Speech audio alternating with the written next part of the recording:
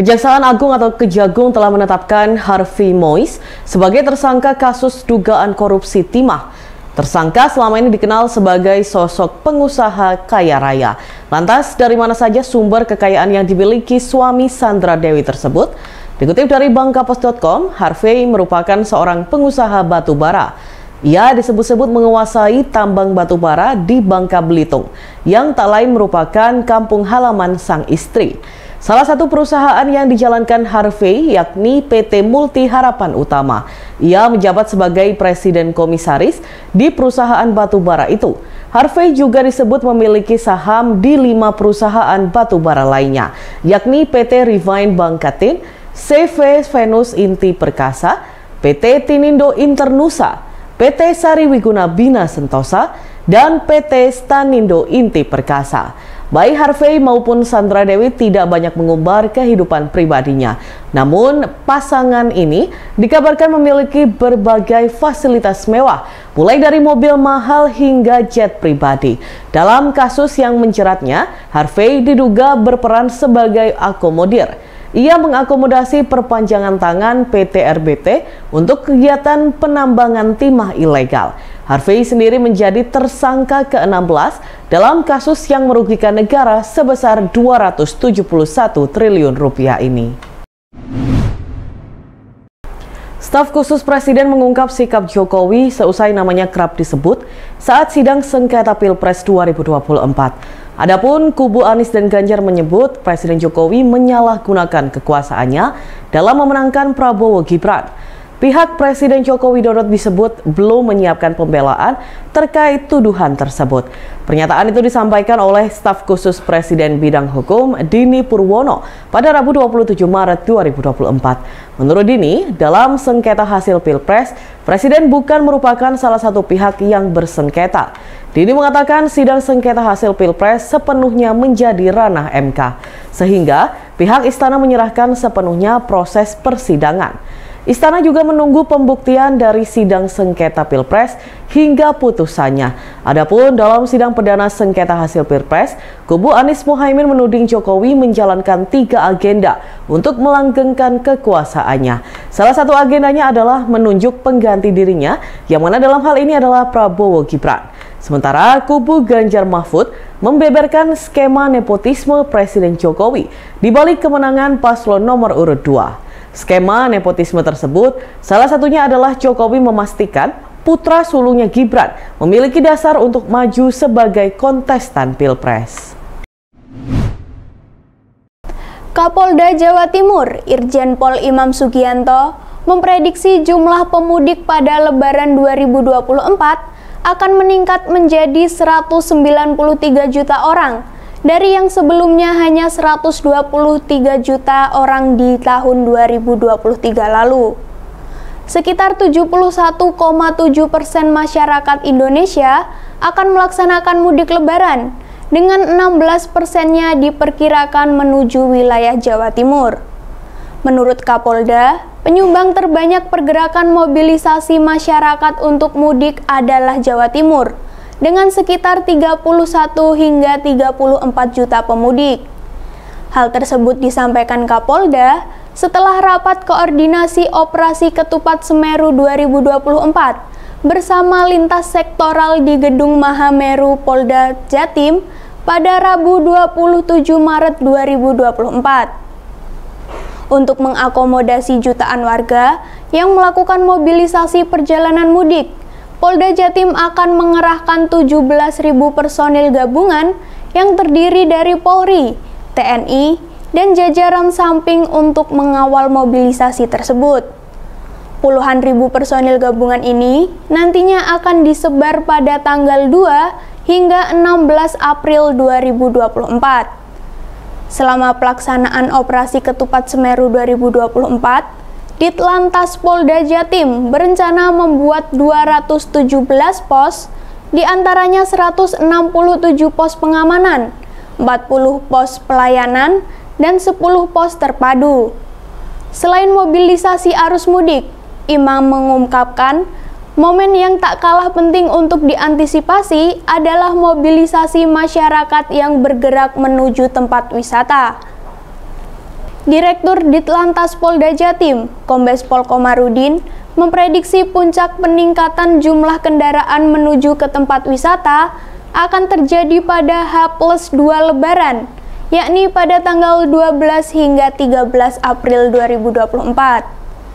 Pihaknya akan mempersiapkan segala sesuatunya agar jalur masuk keluar destinasi wisata di masing-masing daerah tidak terjadi kemacetan, meskipun terjadi lonjakan wisatawan. Menurut Komarudin, perlu adanya koordinasi yang baik antara pihak pengelola wisata dengan stakeholder terkait, termasuk satuan lalu lintas di masing-masing Polres.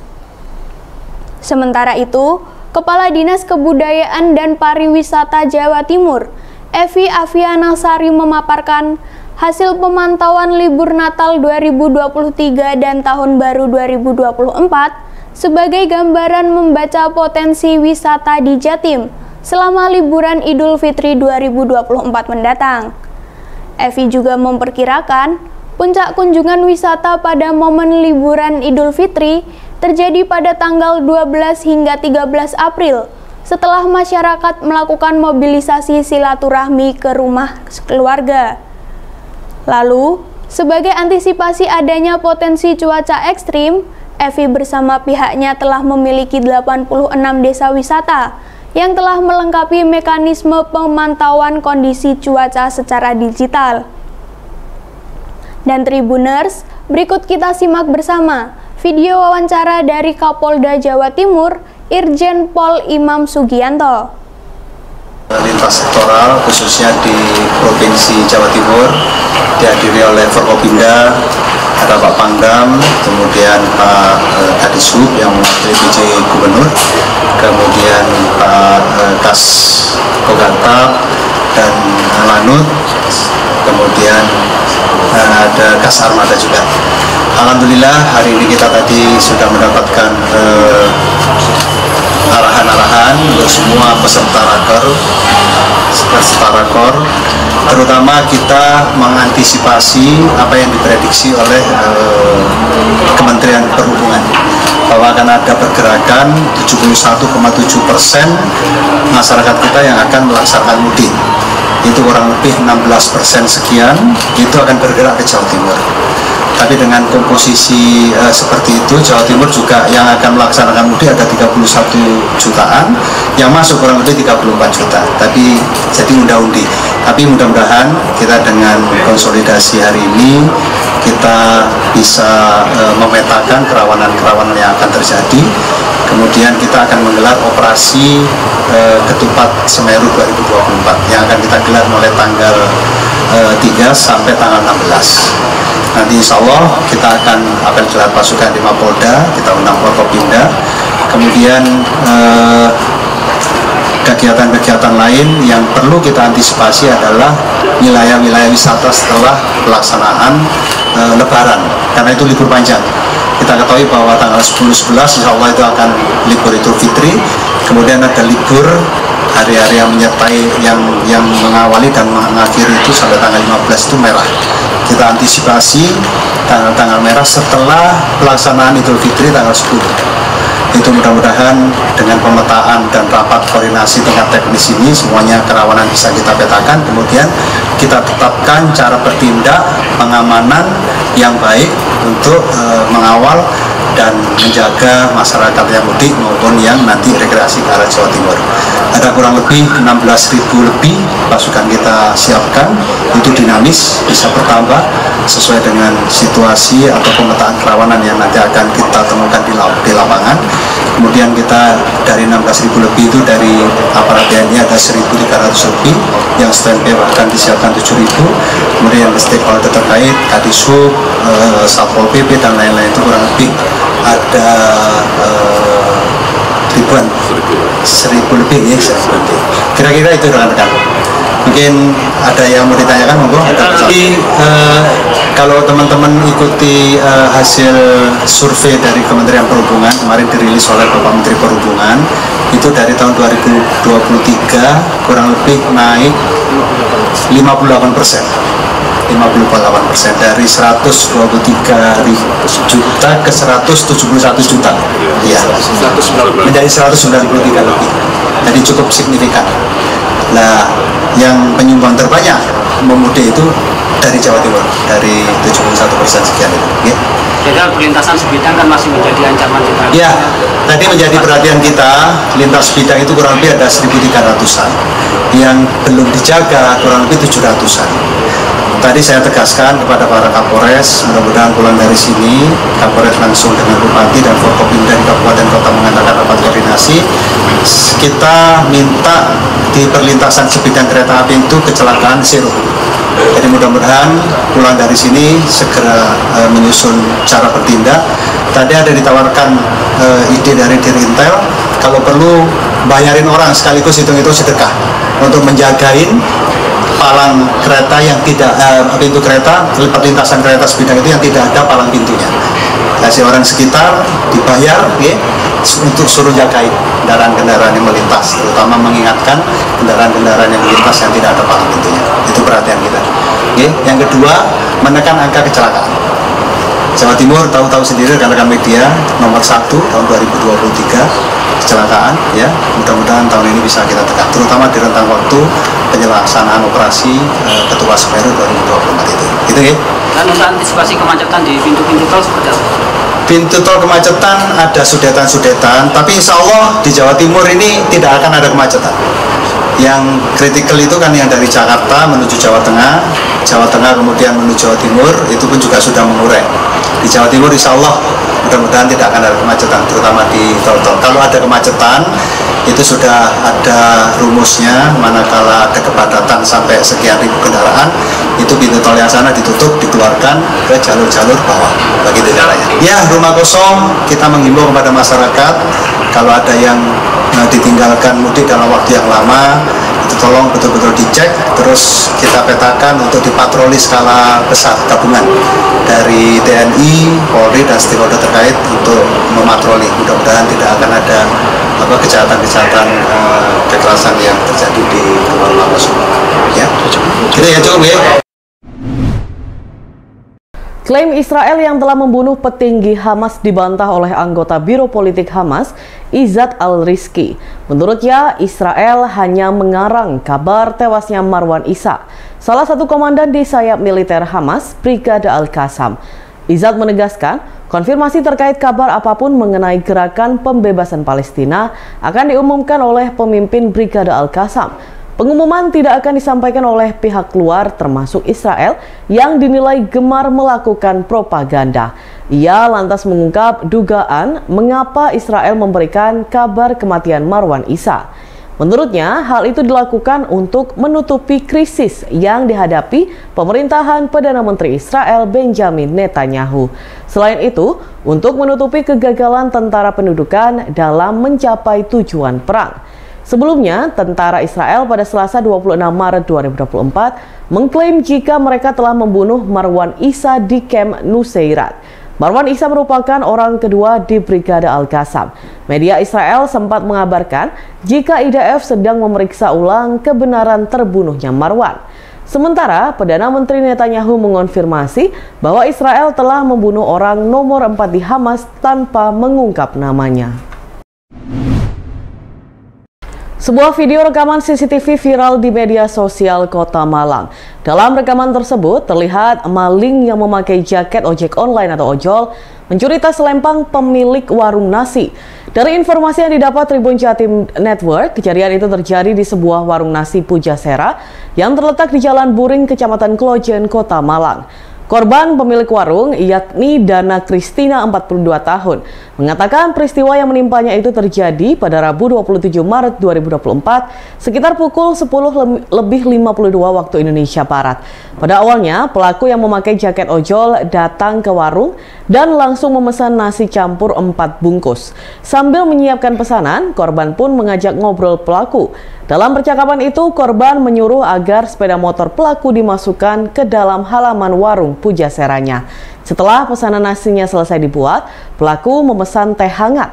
Korban pun kembali sibuk menyiapkan pesanan.